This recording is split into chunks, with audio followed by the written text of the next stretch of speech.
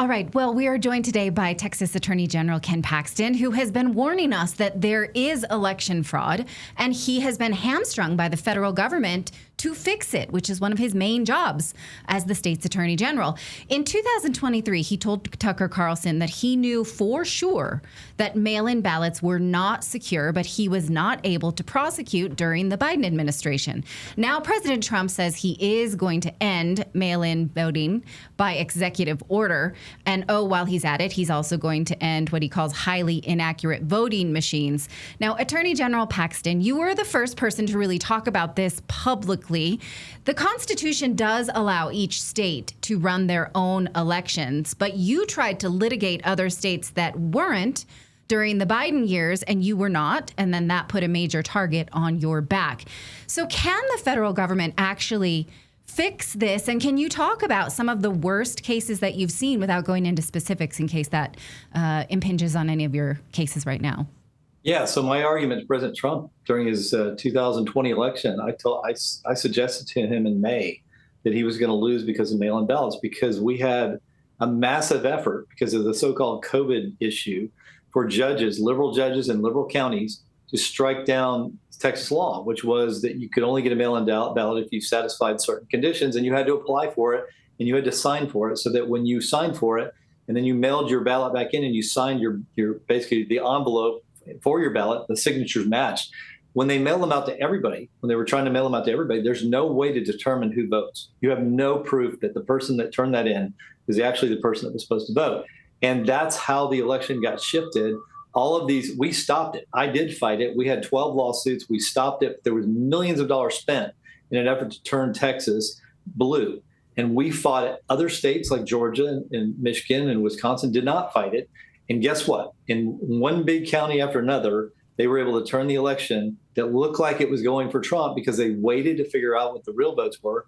And if you have mail-in ballots coming in, you can make those be whatever you want, because no one knows the truth about who actually voted with those ballots. And so I think the president has the ability, Congress has the ability to affect federal elections. Now, our state elections are ours.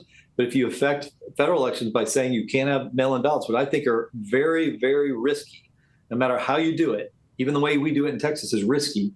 If the federal government wants to stop mail-in ballots, they can stop mail-in ballots for federal elections. Yeah, it's unbelievable. The videos are enough to see these videos of people stuffing things in the middle of the night at 2 a.m, and they suddenly win an election by 70 votes. It's deeply troubling. The other deeply troubling part of this, Ken, is the George Soros connection here. Now, Soros funds the Open Society Institute, which writes articles denying election fraud. Of course, that's a lie. Election fraud is as old as elections themselves.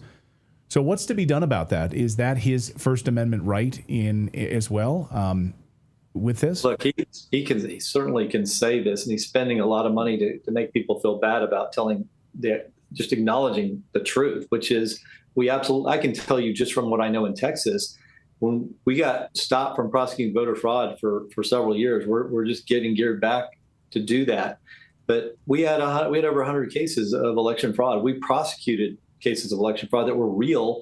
We're involved in prosecuting one right now. They got referred by a DA before we got this Stevens case that hurt our ability to prosecute overturned. So there is, even though they tell you there's no voter fraud and they try to convince you that there's not, that's sort of the way they keep it going. They make you feel like you're an idiot for talking about it. But I can tell you on election night, I knew that President Trump was going to lose when they stopped counting ballots for the first time in my life. I knew exactly what was happening in the big counties. They were waiting for the real ballots to come in, figure out how many votes they needed. And then it was just a matter of how many mail-in ballots do we need to change the vote. And it took them 3 days to get there, which had never happened before. I went to bed knowing at 10:30, even though Trump was ahead in every one of the battleground states by a fair bit, I knew that he was going to lose because all they had to do was figure out how many votes they needed and bring in enough mail-in ballots that were not verified. We have no idea who voted in them. That's what they did in the big counties, and whether it was Fulton or whether it was Milwaukee County, that's how they won the election. Who is they? Yeah, who do you think was behind this? Can these people be behind bars? I think it was people like Soros. I think it was Soros. I think Zuckerberg funded some of this. I mean, there was a lot of money. It was a lot of money because just to do it in Texas, the way they did it, it was clear to me that I was fighting so many different places that this was an orchestrated effort. I called it out before it happened. I called it out to President Trump before it happened. I said, I think you're going to lose on mail-in ballots, because if they can do this in Texas and they're successful, you will not win Texas. And he didn't think he could lose Texas, but I'm telling you, had they sent out, because just in Harris County, they were going to send out 6 or 7 million ballots. Trump only won by 620,000 votes the first time. So imagine if you do that in Austin, you do that in Dallas, you do that in El Paso, you do that in San Antonio. It doesn't take much to overcome 620,000 votes when you got 15 million ballots out and nobody knows who actually voted. Microplastics infiltrating every part of our lives. Scientists estimate we now consume a credit card's worth of plastic every single week. Disgusting. Through our food, water, even the air we breathe. One study found that plastic particles in 100% of human lung samples. Nobody is safe from this exposure. But even if you try to avoid packaged foods, you're still being exposed. But there is a way you can actually fight back, because your gut can actually help you fight back. Kimchi 1 from Brightcore Nutrition is a potent ally in this toxic world. It's packed with over 900 probiotic strains unique to kimchi, proven to break down BPA, helping you detox from the inside out. It doesn't just support digestion. It helps protect your cells, your brains, your hormones, and your future. Your body was never designed to handle plastic, but your gut was designed to protect you. You just have to give it the right tools. Right now, you can get 25% off with my code REDACTED at the link below, right there on your screen. If you go to mybrightcore.com/redacted, you'll get 25% off. But the best part is that if you actually get on the phone and call 1-888-404-6312, you'll get 50% off and free shipping right now. That's right. So if you just call them, you'll get 50% off. If you're brave enough to get on the phone, you remember the phones? Remember what those used to be? Actually have a conversation with a human being. Well, they'll give you 50% off and free shipping. So go to mybrightcore.com/redacted or just call them 888-404-6312. That's the place to do it.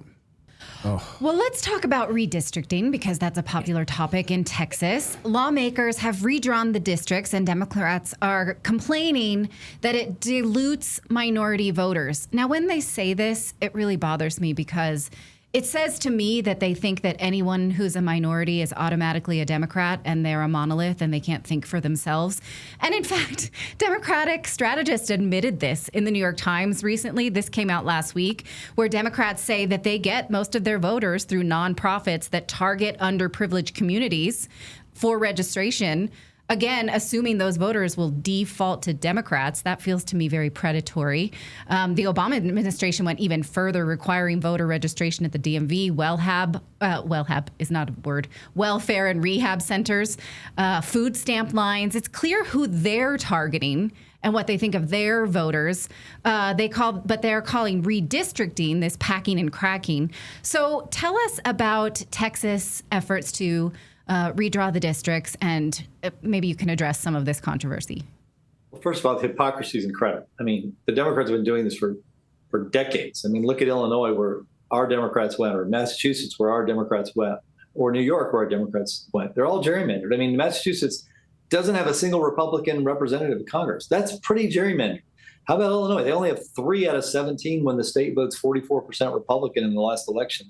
And of course, New York's no different. And so they don't actually believe what they're saying. It's pure politics on their part to say it, because they're running to states that have already done it.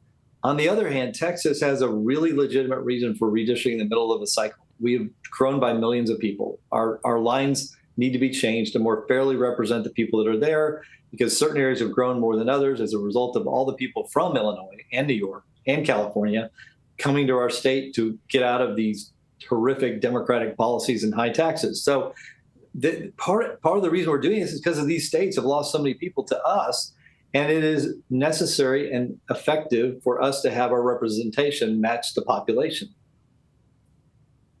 Well, how do you respond to accusations, though, of diluting minorities? And perhaps you can respond to this idea that minority voters are by default underprivileged people and Democrats. To me, that seems like such a racist assumption.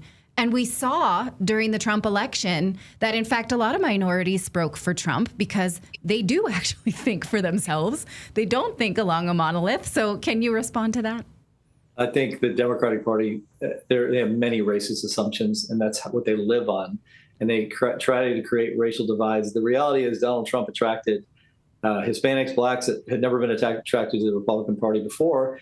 And it was partly because of his great policies and his great message, but it was also because they could compare it to failure. And the people that live in Texas are affected by illegal immigration and this idea that we're just going to have 20 million people cross the border and we're going to take care of them. And it affects everybody in this country, and they can see that. They also tend to be conservative voters. Hispanic voters are conservative voters, and they're catching on to the fact that the Democratic Party has lied to them and doesn't offer them any hope of a better future. And so people are catching on to the reality of the Democratic Party, which just panders to leftist, woke ideas that don't help this country and don't help the people of this country be successful and have opportunity. Ken, we'll get you out of here on this. You just launched on August 26th, an investigation into major baby food manufacturers for selling products tainted with high levels of heavy metals. How the hell does that happen, number one? And what are you hoping to uncover in this investigation? Well, we're trying. It is shocking to actually say that. I mean, you kind of stuttered as you said it because it's hard to believe. But we are investigating them because we think there's a real possibility that these baby foods have high concentrations of metals that are harmful to babies. And so if that's true, we are going to stop them from doing that. Just like we got Kellogg's, and we need to get others like Post to stop poisoning our cereals, because Kellogg's has agreed to stop doing it. Post has not. And we're going to go after all these food manufacturers that are poisoning, especially our children, but really poisoning the American people. Oh, I love it. Do you have much help coming from the federal government on this, on HHS? I know this is Bobby Kennedy's wheelhouse right now, keeping this food away from our children. I think our American food supply is poisoned. He is awesome. He's been doing a great job. He's actually in Texas today. I know he was meeting with the legislature. He encouraged them to pass certain legislation that only helps the state. It helps protect children, helps protect our Texans. And so, yeah, he's kind of the visionary behind this, and he's probably the guy that got me the most interested in this topic. So, I give him a lot of credit for what he's doing and what he's accomplishing because it's having an impact. Wonderful. Well, we give you a lot of credit, Mr. Attorney General. It was really a pleasure to have you on Redacted for the first time. We followed your work closely, so thank you for your time. Yeah, thank you for coming. We need more attorneys general like you across the country, that's for sure.